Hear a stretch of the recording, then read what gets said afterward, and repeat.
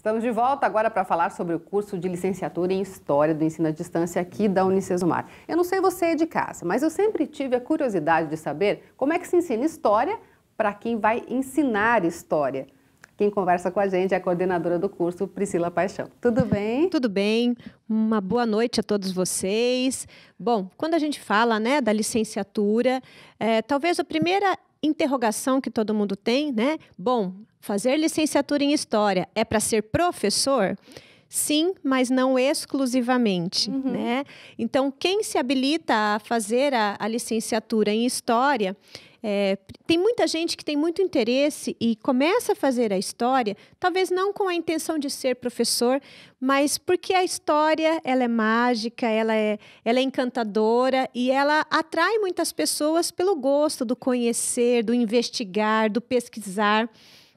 Então, muitas pessoas acabam se aproximando e aí, se habilitando, você estará apto a ser professor de História, assim como também te dá a possibilidade de, além de ser professor, você pode atuar em órgãos que trabalham com museu, na catalogação de documentos históricos. Então, dá para ter uma leque de possibilidades, até porque quando a gente hoje fala do professor de História ou historiador, então nós trabalhamos dentro das diversas funções. Legal. Agora, professora, como é que é essa coisa de ensinar para ensinar, Porque a gente sabe que antigamente, quando a gente aprendia História, a gente tinha noção daquela história oficial, que estavam nos livros. Hoje já tem mais um incentivo ao pensamento crítico sobre fatos históricos, Sem dúvida alguma. Nós temos aí tanto uma influência pedagógica quanto uma influência da própria historiografia. Então, sobre essa influência que se iniciou da historiografia, que vem tendo um início de discussão aqui em âmbito nacional desde a década de 70. Contudo, em função do regime militar que nós vivenciávamos, isso não era possível trazer para o âmbito pedagógico. Então, só foi possível trazer ou iniciar uma discussão no âmbito pedagógico de uma visão diferenciada, que não memorística, não de datas, de personagens históricos, somente depois da nossa LDB, se assim a gente pode dizer, da LDB de 1996, e de lá para cá isso vem se intensificando, esse olhar exatamente, o principal objetivo. E a gente sempre diz isso, mas só a História desenvolve o senso crítico? Exatamente, a gente sabe que não, Muita gente pensa a ideia de que o senso crítico, ele pode ser desenvolvido em qualquer área, mas dentro da área humana, a História, ela possibilita esse olhar crítico porque ela tem essa aproximação da investigação, do questionamento, e isso, então, praticar ou exercitar esse pensamento, o pensar, ele desenvolve a criticidade. Legal, só para o pessoal que está em casa que não conhece muito essa linguagem, a LDB é a Lei de Diretrizes e Bases, que regulamenta aí a educação no país, E tem agora também a base do ensino nacional, como é que está isso? Exatamente, me perdoem, tá? Imagina. Então, quando a gente fala dessa base, então, a gente tem, como nós dissemos aqui, em 1996, a gente tem, então, essa LDB, que é vigente até hoje, essa Lei de Diretrizes e Bases. Naquele momento, foi elaborado os parâmetros curriculares nacionais, que também trazia uma orientação pedagógica para as diversas áreas do conhecimento e também para a história. E agora, em dezembro de 2017, é bem recente, nós temos a resolução da base, que saiu da base comum curricular, da base nacional, que ela também traz orientações, ela não traz conteúdo, Então, talvez muitos até entendem assim, mas a ideia de que a base, ela é nacional, e a gente diz comum, porque daí ela vai ser usada no Brasil todo. As escolas ainda têm um prazo para se adaptar a ela, contudo, o que já saiu agora, no finalzinho de dezembro, foi da educação infantil e do ensino fundamental. O que a gente vê, inclusive, nos noticiários, nas propagandas, é de que a do ensino médio está para sair. Então, a gente vê muitas vezes até programas, propagandas do Ministério da Educação, trazendo isso para a gente como uma possível participação pública, no sentido de que a gente está aguardando, então essa é uma grande expectativa.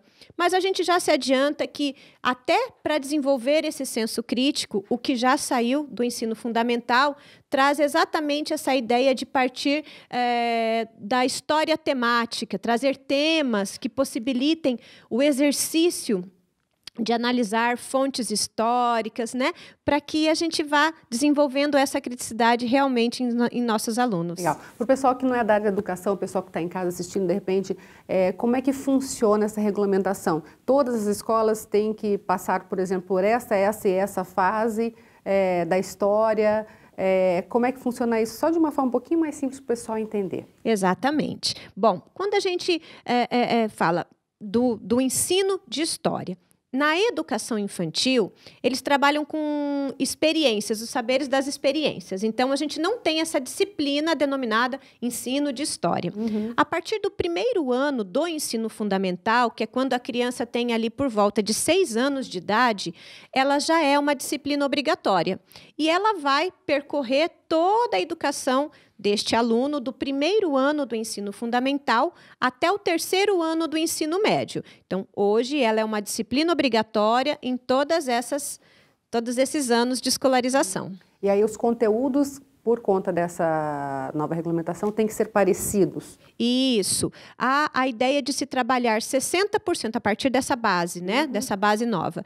Que 60% de todo o conteúdo seja comum em qualquer lugar do Brasil, sendo escola pública ou privada.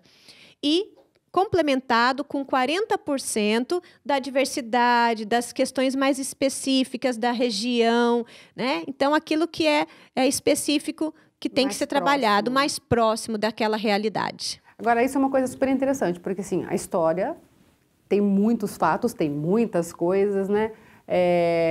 Como é que é feita, para o pessoal de casa saber também, essa seleção? Porque dá para falar muito de muita coisa, né? Exatamente.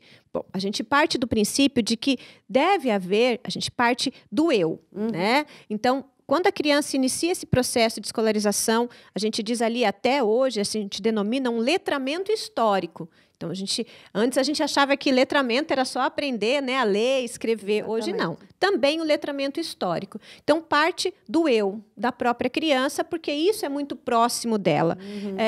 E a história, ela trabalha com a temporalidade. Então, a vida dela está na definição do tempo e transitar entre o passado e o presente. Diferente também daquilo que a gente tinha antigamente, daquele tempo cristalizado. Uhum. Hoje, quando a gente pensa nessa transição, então é fazer esse passeio entre o presente e o passado, até por conta dessa proximidade. Os temas, eles são elencados a partir de um grau de complexidade. Então, muitas vezes, a gente até diz assim, no ensino médio, eu vou estudar um conteúdo que eu já vi no ensino fundamental. Uhum. Mas o grau de aprofundamento é que vai sendo diferenciado. Que legal. Professora, e quem tem vontade de fazer história, de ser professor de história, ou de repente quer saber como funciona o curso, pode procurar aqui no Polo, né? Sem dúvida alguma. Aqui no Polo da Unicesumar, nós temos então toda uma equipe preparada para atender a essas pessoas. O curso nosso hoje, ele é um curso de 3 anos.